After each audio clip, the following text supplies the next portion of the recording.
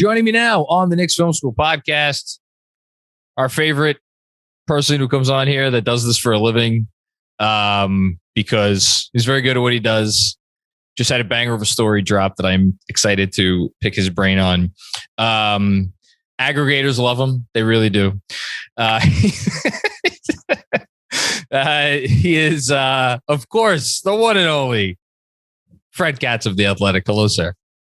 What's up, man? Thanks for having me back. Thanks for coming back. You keep coming back for more. I keep coming back. How are you? I'm lovely. I'm just, last week was exhausting with the draft. Like, you're just kind of always on the phone talking to people and trying to figure out what in the world's going on with the league. And then we got free agency coming up in a couple of days. We got a lot to talk about. We do have a lot to talk about.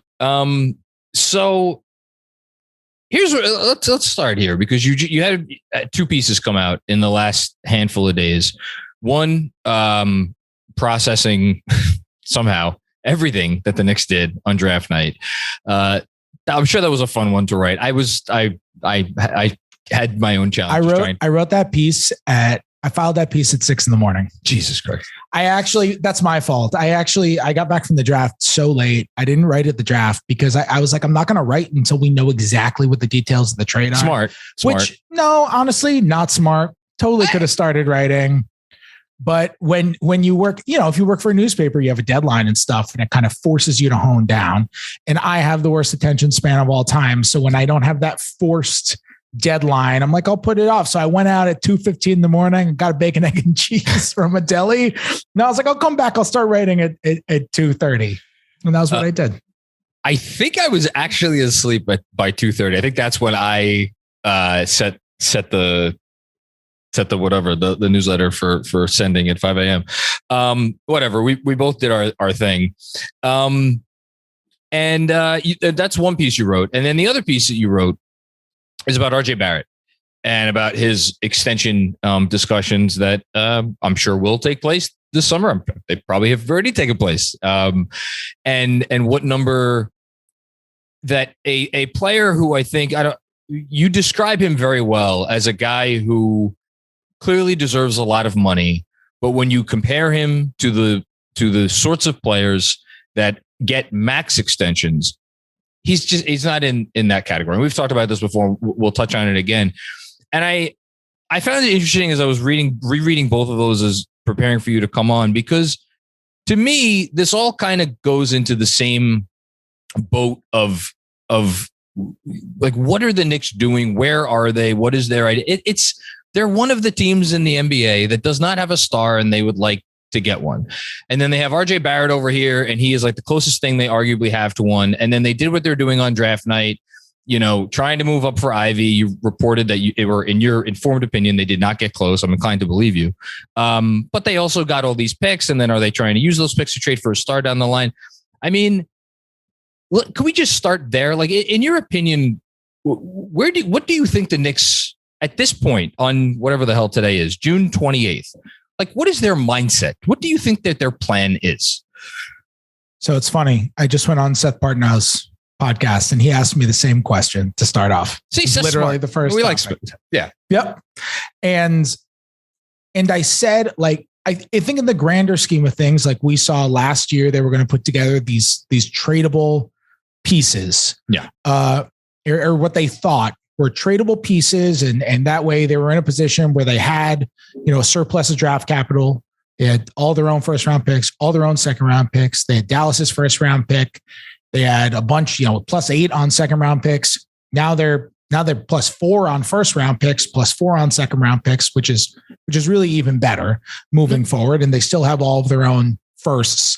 But as we've moved forward, it looked like they were putting themselves in a position to trade for a star, kind of do the Nets model where you end up getting Kevin Durant and Kyrie Irving, or the Clippers model where you kind of remain competitive in those big markets. And then a star eventually says, I want to come here.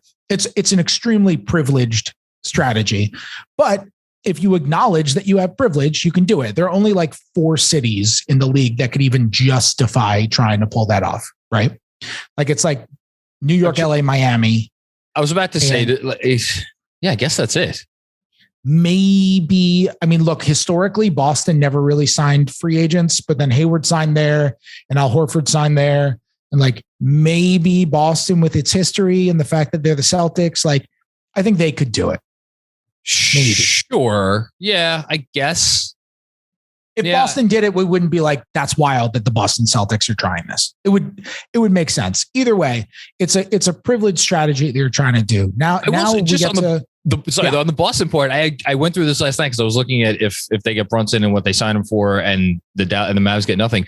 3 of the 5 highest contracts in NBA history in terms of ones that were a free agent switch teams and not in a sign and trade. Like, so the team that they left got nothing back, have been involved. Well, 2 of them were Celtics, Horford and Hayward. Another one was when Horford left the Celtics to go to the Sixers. Maybe that's not the best example. Anyway, I'm sorry. I just had to throw that in there. I didn't mean to cut you off. Yes. And your wonderful producer, Andrew, just reminded me that they also got Knicks legend Kemba Walker. So, so that's another one. They signed Kemba to a max deal as well. So it was funny. Everybody used to say like, yeah, but no one wants to sign with Boston for some reason. Then they just rattled off big time free agents over and over and over again. That being said, I think the greater plan still probably remains that. I think that probably has a lot to do with why they, for example, traded, 1 first round pick for 3 on draft night. Obviously, that had a lot to do with dropping Kemba Walker, getting off of his money, getting off the money of the number 11 pick, and opening up what will now be $16 million of room if they waive Taj Gibson, and getting basically 1 player away from a legitimate Jalen Brunson offer. Obviously, that was a big part of it too. But I think when people talk about the can kicking of first round picks, I think a big part of that is like their ability to potentially accumulate a bunch of first round picks in some sort of star trade. That being said, that's on the grand macro scale. Yeah. On more of not even like a micro scale, but just like a generally moving forward scale, I can't say that with total confidence. Like I don't all the way know, because if you scramble to give Jalen Brunson $25 million and you bring back Mitchell Robinson for say 12, which I think is a normal number for him, right? It's on a long-term deal. And let's say you don't even extend RJ Barrett. Let's say he's just a free agent. You have his $27 million cap hold. They've talked so much. I mean, I shouldn't say so much, but on the rare occasions that they have talked. What franchise are you covering? Covering a different franchise? We've talked about it. On the rare occasions that they've talked and the rare statements they've put out, they've talked about maintaining flexibility. Yeah. And you don't care about maintaining flexibility for 2026, because if you maintain flexibility for 2026, you're not going to have a job by the time that flexibility comes around. Someone will have the implication has always been flexibility for 2023. And if you pay Brunson long-term, let's say a $25 million salary in 23, 24, you still have Randle on the books, you still have Fournier on the books. You have Manuel Quickly extension eligible. You have Obi Toppin extension eligible. And then you have all these numbers on the books. You re-sign Mitchell Robinson. You have RJ's, whatever's happening with RJ. Like you're over the cap in 2023. Yep. You're kind of doing the same scramble that you're doing right now to try to get under. And it's possible that you just package Jalen Brunson and an expiring contract for, and 5 first round picks for a star. That's possible, but it's also possible. I mean, it's not like people are talking about how, if the Knicks can get Jalen Brunson for $26 million a year, then that's one heck of a tradable deal. And you tend to, the original plan was, let's make sure these are expirings, because that's generally, not always, but generally what gets you a star. You're not getting Jalen Brunson for anything less than 4 years in this scenario. So it's just like, I'm not totally sure what the whole thing is. I don't necessarily, it's definitely to remain competitive. Yep. I shouldn't say remain, it's to get competitive and then stay competitive. It's definitely to get a surplus of draft picks. But I don't see really, I can't predict exactly where it's going. And, it's not like they've kind of laid out a plan for what their long-term objectives are, even in the vaguest of ways. No, they have not.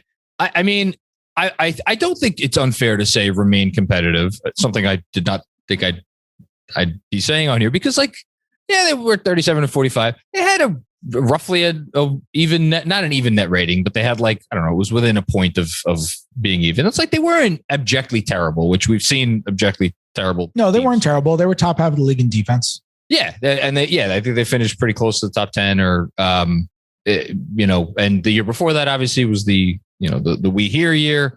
So it's like they have been competitive under Leon Rose. And I guess the one, I don't know if I disagree with you on this, but to me, I didn't ever got the sense that they were planning on having cap space in 2023. For me, the flexibility was always like, but it's basically just like you said, it's to trade for that star. Like, cause even if you look at we don't have to go to the free agent market next year, but like, there's not any obvious candidate, right? That you would think that they'd be going after. I don't know who it would be. I mean, yeah, the name we heard for a long time was Dame. The name we heard for a long time was Donovan Mitchell. But those are all via trade, Yes. That's my point. Yeah. Trade. Yeah. So, and then we could turn back to where they're at right now and what they're doing. And like, I was really critical of them going into the draft. And like on draft night, I was like, whatever, it is what it is. I can't even be that mad with how they have approached this offseason thus far and how we assume that they will continue to approach this offseason. And again, I'm going on to the assumption that they are going to sign Jalen Brunson. That has not been reported yet. Nobody can confirm that yet. At this point, I'd be surprised if that were not the ultimate outcome a few days from now. And I expect the number to be at least $100 million, if not a little bit more. As you said, that's a ton of money, and it's not necessarily a tradable contract. But I guess I'm sitting here, I'm like, well, what's the alternative for them to do now? And that gets us a little bit more into a conversation about what they can do if they potentially wanted to get worse instead of get better. But to me, the finger pointing shouldn't be about what they're doing. And this is not to absolve them. I'm going to get to that in a sec. The finger pointing should not be to what they're doing right now. The finger pointing should be, honestly, maybe not even last summer, because they were coming off that great year. I don't think it was unreasonable to try to like take another step up and see where that got you. To me, it was like early on in the Leon Rose regime when they started out, they were an under 500 team through 25 games of the first season under Tibbs. They were 11-14. Randle was doing great. They were close enough to a tank. They could have flipped Randle. They could have traded or not traded for Rose. They could have finished with 28 or 30 wins or less, fewer wins ahead of a great draft. They didn't do that.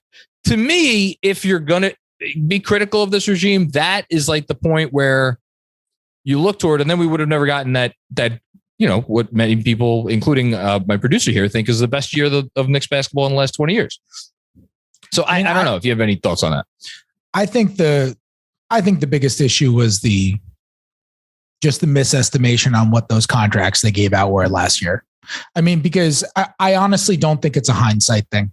Like when they gave out Noel was 2 years for Noel, it's like nobody thought that was a good. I mean, I wasn't covering the Knicks yet. I was still covering the Wizards. But when that happened, and look, I have a bias against giving finishing non-shooting centers like mid-level and above. I just think the opportunity cost is not worthwhile when you can give JaVale McGee the biannual exception. It's not worth it to give multiple guaranteed years when you can find Jericho Sims with the 58th pick or just like bring back Taj Gibson. Like it's just, which they did. Not, yeah. Yeah. It's just, and he was also extremely redundant with Gibson and Mitchell Robinson. Like if Mitchell Robinson gets schemed out of a game, Nerlens Noel is going to get schemed out of the same game. Like there were no complementary traits there. So I was never a fan of that. I mean, when they signed the Fournier deal, look, the Knicks kind of self-admitted with their own actions that the Fournier deal was bad upon them signing it.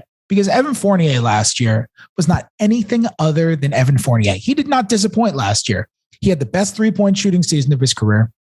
He basically offensively played like Evan Fournier. If you look at the way he was used stylistically in Orlando and that kind of stuff, like he was putting the ball on the floor more, he was driving, he was running some more pick and rolls, all that kind of stuff. But that's on the Knicks, not on Evan Fournier. That's on how the Knicks chose to use him. He had a totally defensively, he was Evan Fournier. Like Everything about him was Evan Fournier. And yet come the trade deadline and come this summer, they're like, we should see if we can get off of the Fournier money. It's like, you thought he was worth that last year. You don't this year. It's because you misevaluated Evan Fournier at the time you gave out the contract. So like, I think a lot of the deals they gave out last summer, I think the justification internally was that they would be tradable deals. And now with a lot of them, as we saw with, for example, Kemba, which was honestly one I was fine with at the time, that the worst possible situation happened with Kemba, but it's still a miss. It's still just a miss, and that's a deal you thought, it's only $9 million. It's going to be tradable. Now they can't give it away. They have to attach the 13th pick or the 4 second rounders or 13th pick or whatever you want to call it in order to get off of it.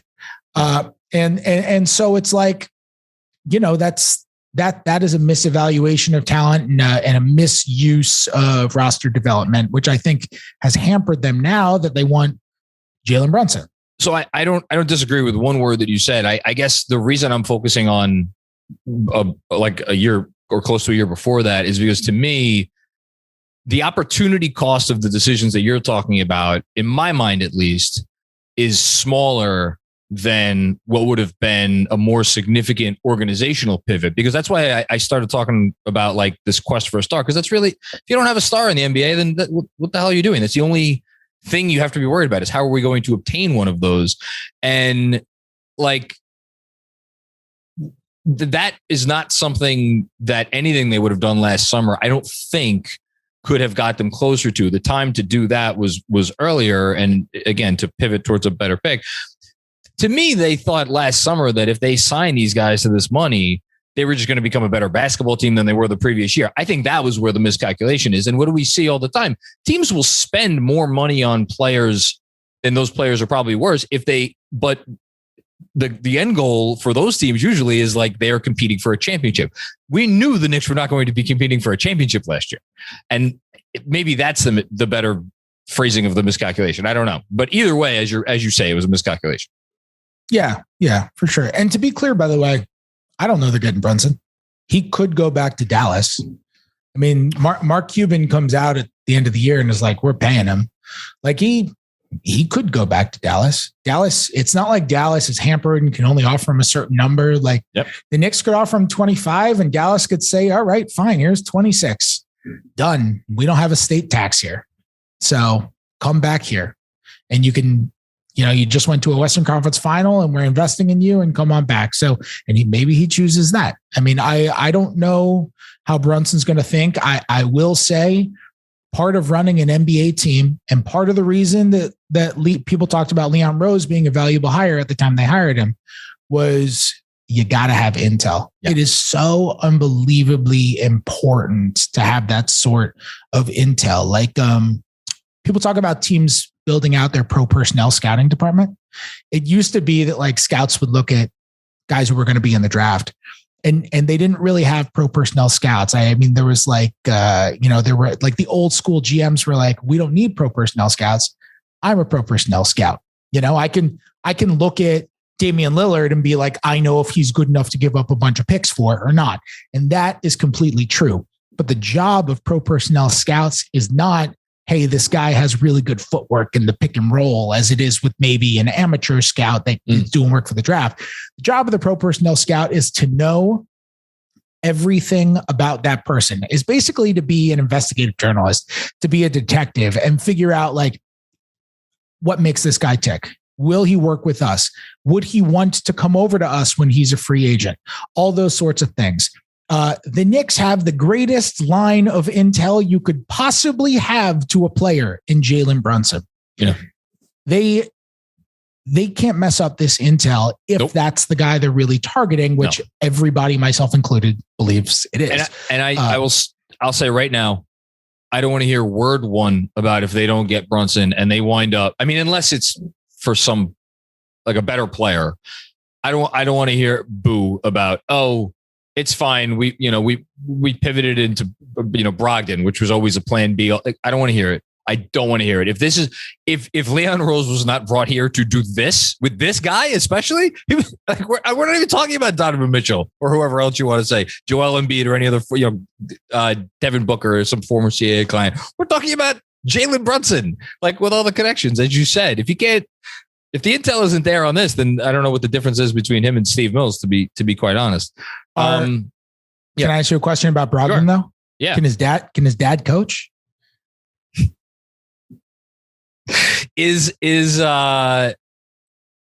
Or maybe we should be talking about who is his agent, and does his agent have any, make sure you write the correct first name on the commission check. You brought up Jalen Brunson. Let's talk about him for a second. I'm a fan of Jalen Brunson. I think, and again, from my vantage point, at least as a fan who wants to see the team eventually win a championship, I have no problem with them overpaying him this summer, because I think he's a good player. I think he's a good fit here from a personality and like how he seems to go about his business standpoint. Basketball wise, I think I don't want this to come up, because I don't think he's a product of Luka. I think he's proven that he's not. My issue is that him on a team with Julius Randle and RJ Barrett, two guys who obviously have their issues in terms of perimeter shooting. Barrett's strictly off the dribble. I mean, he was a good spot up threat a year ago. That's the part to me that is a little dicey, because in Dallas, put Luka aside, when Brunson was out there on the court, at most he had one non-shooter out there with him. And oftentimes he had no non-shooters out there. In the playoffs, I think 60% of his minutes were with a five that could stretch, which with Kleber, or even occasionally like Dorian Finney-Smith was playing the five. The Knicks do not have a stretch five. And until someone proves otherwise, they don't have a stretch four, unless it's Toppin's flashes late. But again, Toppin's not going to get minutes until who is no longer here. So I will ask you, Julius Randle, do you have any thoughts on him? And I know we've talked about him before, where the organization might be at on him moving forward. Yeah. So, I imagine he's going to start the year with them next year. I haven't heard like anything real about them.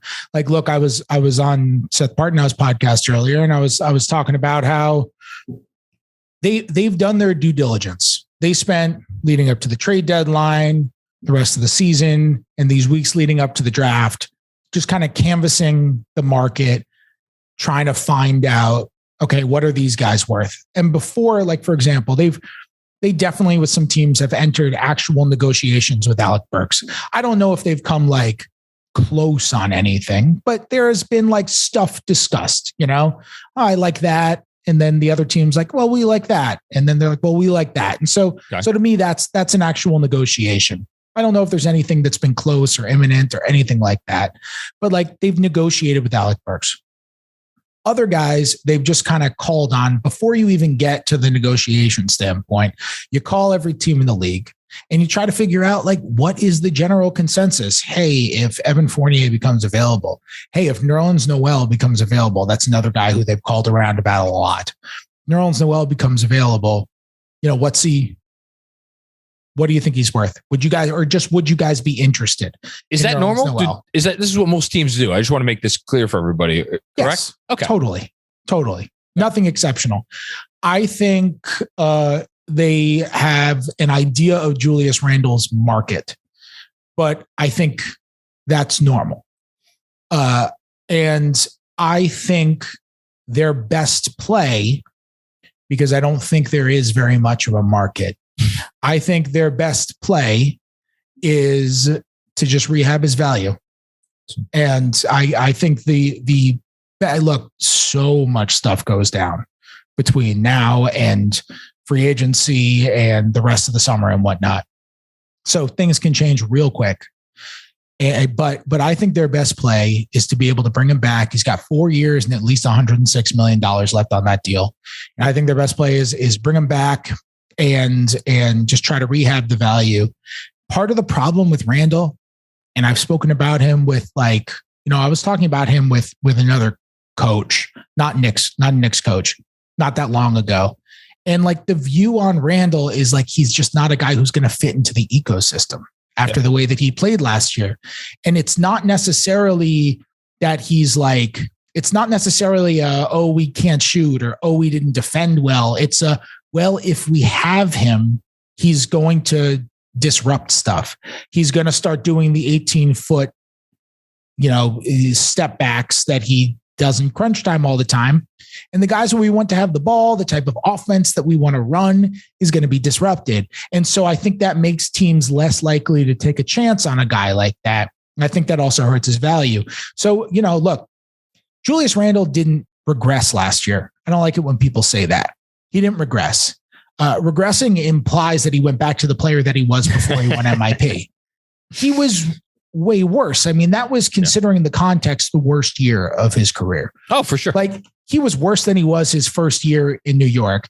And he was certainly worse than he was that one year in New Orleans. And you're just talking about basketball stuff. You're not even talking about the other stuff. I'm only talking about basketball stuff. Yeah. Like that one year in New Orleans, he had a 60% true shooting percentage. And part of it, I genuinely believe, is just basketball context. It's just like what you're talking about with Jalen Brunson, where it's like, Julius Randle could use some shooters around them too. Anyone could use shooters, especially guys who are the best inside the 3-point arc.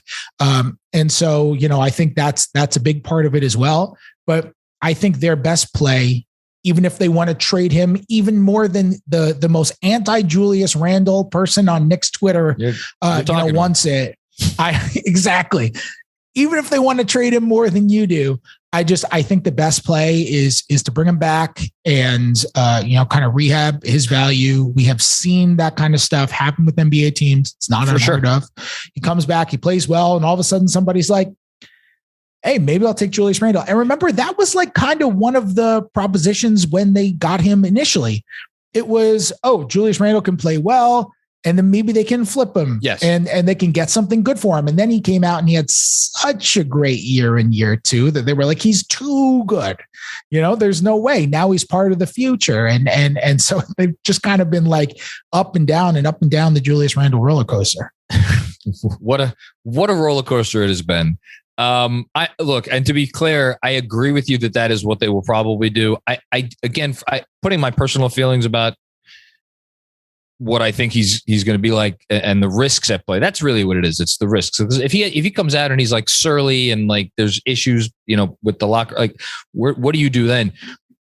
I agree with you. It's probably the smart thing to try to rehab his value. My fear, again, just from a basketball context, is if you're bringing in a guy like Jalen Brunson, who doesn't really want to stand out there. You're not paying him $25 million a year to stand behind the three-point line and hit spot ups off of Julius Randle kickouts. You could have signed Reggie Bullock for 40% of that amount of money for that purpose. You're bringing in Brunson, if you are indeed bringing him in, to handle the ball and to like operate inside the arc, which, oh, by the way, is where Julius Randle likes to do business. It's where RJ Barrett likes to do business. Which is a good transition to the RJ piece, which I want to get a little bit deeper on before we get out of here. How many executives did you talk to? 20 what? 16. 16. Okay. Yeah. I don't know why I had 20 in my mind. And you asked basically 16 people around the league what they would give RJ Barrett in an extension. And I believe did you have one person say they would give him 30 a year, right? One person said he would give him 30. And then one person said he would give him 15, would top out at 15. Yeah. And one other person, which I didn't include in the story, said like, I'd have to check my notes, said like 17 or 18 also. Okay. And then I think you said half of them said 4 for 100, right? 4 for 100. Half of them said either 25 a year or 4 for 100. So first of all, it's an amazing story. It might be my favorite. It's not my favorite thing you've written, because you've written some. Your writing is really stands out in other times when you're getting feisty. This was more just like straight amazing reporting. What I want to key in on though is something that you did write that I really appreciated later on in the story, which is where you talked about how it's one thing to like correctly identify a player's value. It's another thing where you're actually like sitting across the table from them and you have to tell them like, we don't think that you are a max guy. And, you mention that he's the third pick in the draft behind Zion and John Morant. And both of those guys are obviously going to get maxes. Like I 1000%, he is not as good as either of those guys. Obviously we have to put the Zion injury stuff aside, but like when Zion is healthy, he's not as good as either of those guys, not in those guys' caliber. But in terms of like what he means to I think I want to say like what he means to the franchise right now, and really what he means to this fan base, he has to know that, right? And if you he is RJ is no dummy. No, he's not. And certainly his agents over representation at are no dummies either. They are all fully aware of all of it. RJ comes out and speaks after every single game. Mm-hmm. And I don't want to make it sound like it's disingenuous, because I really don't believe it's disingenuous at all. But I think he knows what he's doing as well. Like, I think he's fully conscious of the fact that, like, I can be the voice of the New York Knicks. And I think he has consciously chosen to do that. Like, there were times after games last year when we would just, because the way it works is the beat writers request players and they bring out the players. And there were times where we wouldn't request RJ just because, like, we talked to RJ so much. Sometimes when fans say, you beat writers, you ask the same questions after every game. Sometimes you guys are right. We do ask the same questions after every game, but cut us a little bit of a break with RJ because RJ, what he's done, what he did at moments last year, we'd be like, we have nothing for RJ. Like, we've asked him the same crap 4 days in a row. Like, we have nothing new for him. Give him the night off. And he doesn't give you much either, which we should say, because he's so savvy. He's very savvy, but RJ will come out and he'll come out anyway. And he'll make some comment like he in Detroit this year, we were like, nah, we don't need RJ. You can come out. And RJ came out and he came to the podium and he sat down and he looked at Berman. He said, Berman, I hear you don't want to talk to me today. So great. I think he knows exactly what role that he has thrust himself into. I think he's very, and I'm not saying, give him the max. He talks to the media. That I'm not that guy. But what I'm saying is I think that's just one of many, many signs that he kind of wants to be the voice of a franchise. He has very enthusiastically taken it on in many, many ways. The people there up and down the organization, people who worked with him, throughout his whole life, talk about the work ethic, mm-hmm. the care level. People in that locker room talk about it all the time. I believe that. And I think, we've seen situations where organizations have paid more than anticipated for first round picks who they draft. An example that I like to use is actually Kemba Walker, where Kemba did not get the max initially from Charlotte. He got 4 years, $48 million. I believe, I have to double check. I believe in each of Kemba's first 3 years, he shot worse than 40% from the field. Oh, he shot dreadfully. Yeah. And he couldn't shoot threes, by the way. It wasn't because he was just like taking a whole bunch of threes. Like, he was shooting poorly from three. I think the first year he shot league average was, I think the first year of his extension. I might be off by 1 year on that. Yeah. I mean, he was not an efficient or effective player. And the Hornets gave him 4 for 48 back in the old salary cap, when 4 for 48 was like more than Steph got. Steph got 4 for 44. And it was like the DeMar DeRozan number when DeMar was putting up big numbers, and like 4 for 48 was like, that was like a really nice sized contract. And they took some heat for giving Kemba 4 for 48 because he had shown like spurts in his first 3 years, but he hadn't shown there. And I remember the Hornets justifying it. And I actually used this line in relation to potentially RJ in the story about how, like, they were betting on the person as much as they were betting on the player, because they were like, this guy is a beloved teammate, is a relentless worker, and he's just going to make himself better. And with these sorts of contracts, you're not paying for the production you got over the first 3 years. You're paying for the production you anticipate over the next 5 years. And it turned out that 4 for 48 ended up being a huge bargain. Oh, yeah. Because then that contract expires and Kemba's a max player. that ended up being a great, extremely team-friendly contract. DeRozan too. You mentioned him. That was another one that turned into a nice contract. Totally. And also DeRozan, similar personality as well. Like, yes, really RJ, yes. Beloved teammate, huge worker, all that kind of stuff. So like it's more than just the true shooting percentage that goes into that stuff.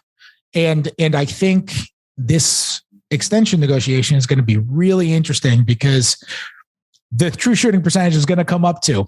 And that's where a divide if a divide happens, that's where a divide potentially could.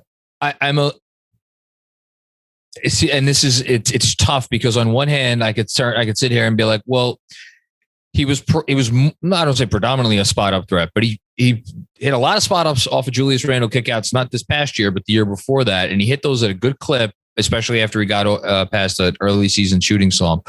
So it's like he's shown the ability to have off ball value, especially when you consider I think he'll keep progressing defensively. So like that player is in there, but as you just talked about, that's not the guy he wants to be. I think he loves being the face of the Knicks. I think he enjoys being the face of the Knicks. I think he's going to continue to try to be the face of the Knicks. I wonder, because I forget if you wrote this or it's been written somewhere else, but it's definitely true that guys who don't get the max do not usually get these sorts of deals ironed out in the opening hours of free agency. They usually have to wait, and it usually comes down to the wire in whatever it is, September or October. I wonder if we might get an exception here. And I think again, I know nothing from any of these parties involved. I wonder if it isn't important to RJ to stay the highest paid player on the team. So if they wind up getting Brunson, and Brunson gets, let's just say for argument's sake, 4 for 104 or something. You just mentioned before Randle 4 for 106. I wonder if they wouldn't do 4 for 110, 27.5 million, right? For RJ to get it out of the way early. I don't know. I don't know. I don't know how that would be taken around the league, but would that shock you if that happened early? I don't know. I don't know how. Yeah, would it shock me if RJ's signing happened early? Yeah. Yes, it would shock you. Okay. I mean, part of the reason why the non-max guys don't happen really early is because there's no rush, and that's there's fair. Just like there's a rush in free agency. It's like you can't miss out on Jalen Brunson because you were working on the RJ extension. You know what I mean? That's a good. When the RJ extension deadline isn't until October.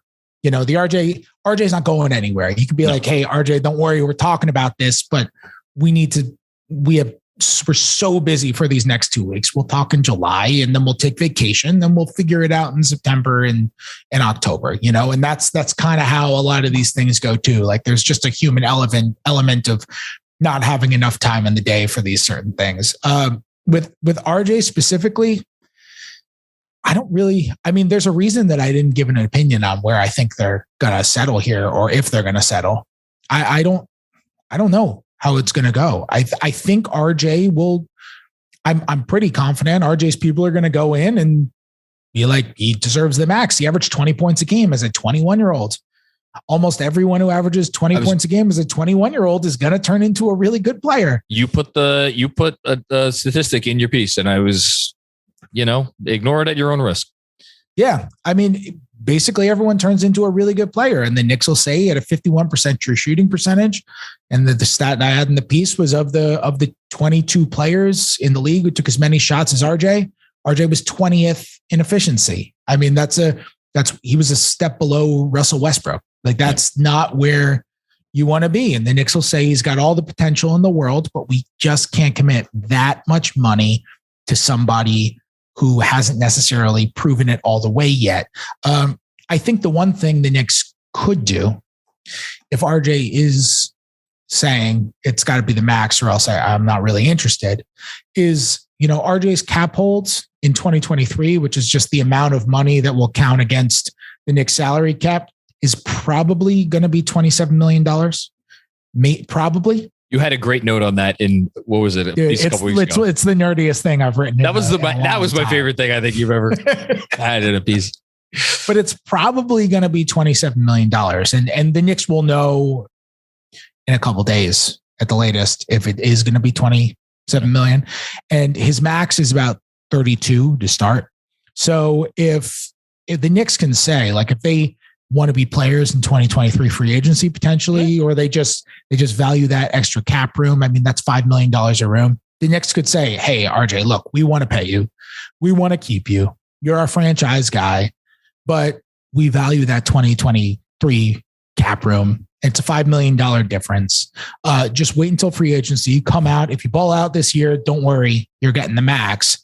But we need that room. That 27 to 32 is a big difference. Now that falls off the table if his cap hold shoots up to 32 million, exactly his max, which is possible. Yeah. If a weird salary cap quirk that I wrote about last week ends up coming in at a different number, slightly different number than expected when the league does its financial calculations in like 2 days.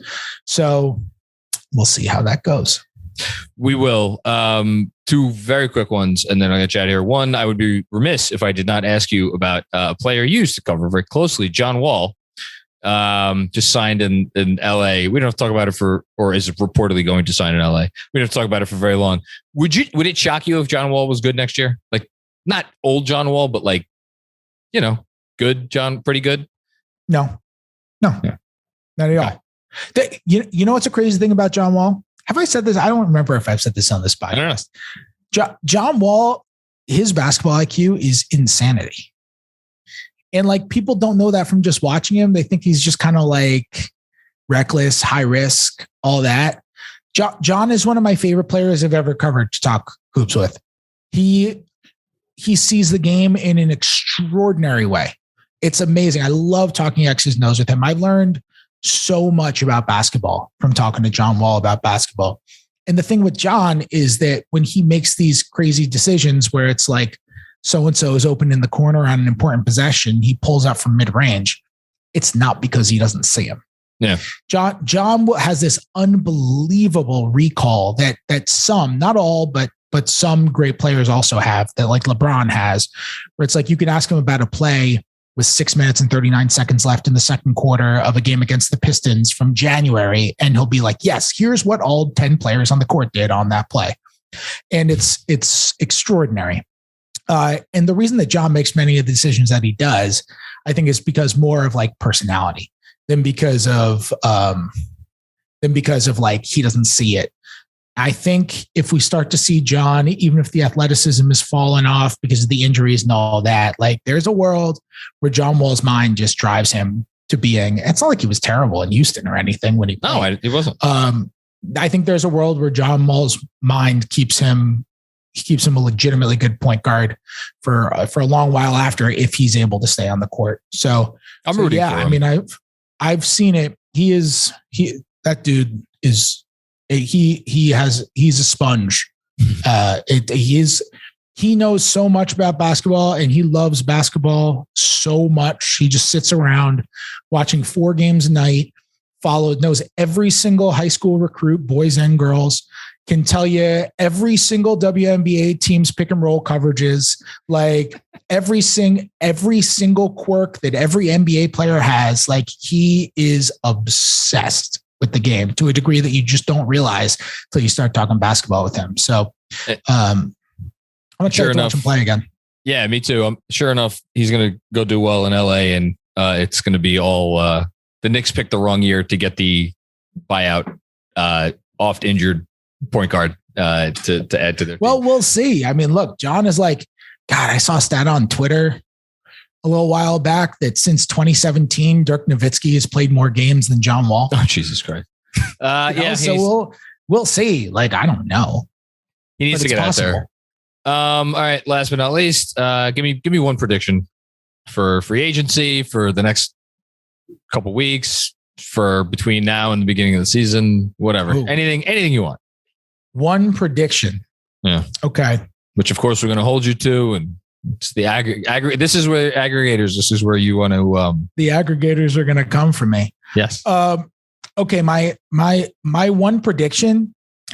Don't ask me how, but Obi Toppin is going to average more than 25 minutes a game this year. No. I have no idea how.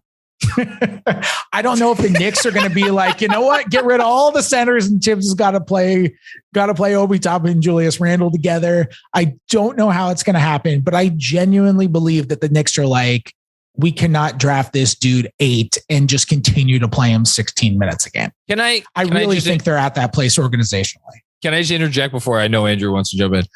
I had someone, and again, I have no idea if this is true, but I had, because, people reach out to me and say things. Someone reached out to me like, or either late in the year, I think it was late in the year. Yeah. Or with maybe a month or two to go in the season. And they were like, oh, if Randall doesn't start getting time, his people are his representation, which, is a CAA, they're going to ask to have, for him to be traded. They're going to start putting pressure on the organization to find a new home for him. Like, I again, no idea if this is true, but like, I don't know. Hasn't he earned a shot? Feels like he's earned a real shot. Yeah. Yeah. I still don't. I mean, I know intellectually why. It's because Tibbs wants a rim protector on the floor and Obi and Julius Randle is not a rim protector, but it's like, we don't have to be so regressive about this. This is not like baseball where you have 2 catchers who are really good. This is not the 61 Yankees where they're like, put Berra in left field so we can get Elston Howard behind the plate. But how are you going to get Blanchard into the lineup then? Like, this is not that. No, it is not. This is not that. You can play them together. Like, you can do it. You can make it happen if you want it to happen enough. I feel like Tim Robbins right now, or whoever the inspirational speaker is. That's the actor. No, anything is possible. I don't know. Robbins, whatever. Something wrong. You mean Tony Robbins? Tony Robbins. Yes. There we go. Shout out like Tony Robbins. Shout out religious Tony background. Yes. Tony Robbins, who really wants Obi Toppin to play 25 minutes a game. No, it's just, you can't draft a guy number 8 and then watch him be good. Yeah. And then continue to play him 16 minutes a game. No. In year 3, when, I think we know Obi Toppin is a good rotation player. I think we know that. Yeah. But I don't think we can definitively say how good. Like we don't know. We just don't know. We haven't seen enough. And you have to know when you draft a guy 8 and he's good. You have to find out how good. You can't be sitting there after year 3 wondering, we still don't know how good Obi Toppin is, because next year he's extension eligible. Andrew, this is the moment we're going to look back on because Fred said it. It's not because I said it. Yes. Fred said it. It's going to come true. Did you mean Obi, by the way, in the report? Not report, but the story you just told as far as his. What did I say? You said Randall's representation. Oh, I meant Obi. Yeah. Sorry. Yeah. I was going to say Randall's representation runs the Knicks. So no. He got all the playing time because his representation said so. This is a back and forth that John and I have had since last summer, Fred, before you were even like working covering the Knicks. And he thinks that Tibbs will play them together. I said no. Then you came and brought up that Tibbs has religion in rim protection. And I was like, see? And now you're even saying that they're going to figure out a way. And now I have no idea what leg I have to stand on with this. Sometimes you just like, look, Andrew, you're probably right. Mm-hmm. But you asked me for a prediction. Don't back down now. No, it's just, they just have to figure out a way. And I think they know that they have to figure out a way. I think they know that at some point, somebody has to make some concession, because when you have a good basketball player, and it's not like Obi Toppin is some good basketball player because he's good because he plays for himself. Like he plays crazy hard. He runs the floor. He controls the pace of the game without the ball, which is extremely rare for an off-ball forward. Yep. He is a great cutter. He's a great screener. Like in another world, like in another environment, we could see him becoming like a coach's pet, where it's like, oh yeah, he's obsessed with Toppin just because all he does is cut, run, and screen and throw down lobs and affect the game in ways that the stat sheet doesn't really show. It's like, you could see him becoming like a coach's pet and like, oh God, he's playing Toppin 36 minutes again. My goodness, he doesn't even space the floor, And so it's funny that we've gotten to this place with Obi, but like, he's good. Like he does good basketball things and he plays winning basketball. He does do good basketball things. You should put guys who do good basketball things on your team. I want to be clear. Julius Randle. I want to be clear. I think they should find time for Obi Toppin. It's simply the cynicism in me. Like, this is also the difference between Fred and I. John, I don't know if you caught that he goes back to the 61 Yankees for his analogy of two great players or good players that play the same position that, need to find time for both of them. And I go back to 2012 when Lucas Duda and Ike Davis both played first base. So I remember that solution was put Lucas Duda in right field. And the craziest part, Fred, Lucas Duda, 9 innings in right field during the first ever Mets no-hitter. Most improbable that was the Santana game? Yes, the Santana game. He's in right field for 9 innings. Well, I could have gone back to and he's there, I could have gone back to like the 06 Yankees when their whole outfield got hurt and they traded for Bobby Abreu and they had to play Gary Sheffield at first base. At first base in the playoffs. Yep. I remember that. Yep. Yeah. Giambi's sitting right there, but he's DHing. Yeah. And for some reason, we got to where can we put Gary Sheffield? Oh, the DH exists. That's when A-Rod bat 8th, right? In the playoffs? Yes. That was the Detroit series. Against the Tigers. Yeah. And then he came out the next year and had the best single season potentially in Yankee history, not named Babe Ruth. Until Aaron Judge. Until Aaron Judge. How you feeling? You had to sneak that in there. How you feeling, by the way? I'm feeling fantastic. I figured. Aaron Judge, genuinely one of the most badass things in New York sports in a long time. Mm-hmm. Aaron Judge being like, 210 million, not for me. And then coming out and maybe becoming the first non-blatantly steroid guy to hit more than 61 home runs. Mm-hmm. Like he is on a pace to do that now in a contract year after turning down a $210 million extension and maybe winning the MVP. And the Yankees pacing to break the wins record. Just genuinely one of the most correct bet on yourself situations in recent New York sports history. Maybe number one. What a season. He's unreal. Yeah. I'm just thinking about, can we make Obi Toppin a DH? I think that's can the Knicks? I think in this sense, you'd want Obi on the field. It's Randle you'd want DHing in this sense. No, I'd like to make Julius Randle the bullpen coach. Okay. Gotcha. So that's how then the NBA institutes DH. Obi just plays offense. There you go. Perfect. Fred, this was fun. It's going to be a fun next several days, I'm sure. We'll talk at some point again after the dust settles. But in the meantime, can you remind the folks at home, as you always do, where they could find you and your stuff and let them know anything else about what do you got cooking? Yes, you can check out my stuff on The Athletic. If you're on Twitter, you can follow me at Fred Katz. And just check that stuff out. I'm going to have a free agency preview out on Wednesday. And I'll have... who knows what's going to follow after that? It all depends on what the Knicks do, but I'm going to have a lot to follow after that, I'm sure, because they'll either get or won't get Jalen Brunson and things will be written. And I'm sure they'll do some other stuff as well because they're going to have some space. They're going to make some moves and we'll see. So I'll have all that covered. So if you want full analysis of what promises to be an eventful couple of days with the Knicks and maybe even longer than that. Follow Fred Katz first of all, but also subscribe to The Athletic. I've seen a bunch of you always got the $1 a month specials running. It's like every time I'm like, look, I might get fired for saying this, but we are like the Joseph A. Bank of sports journalism companies. That's amazing. Just buy one article, get 2 pairs of underwear free. That's take advantage. Oh yeah. It's a great deal.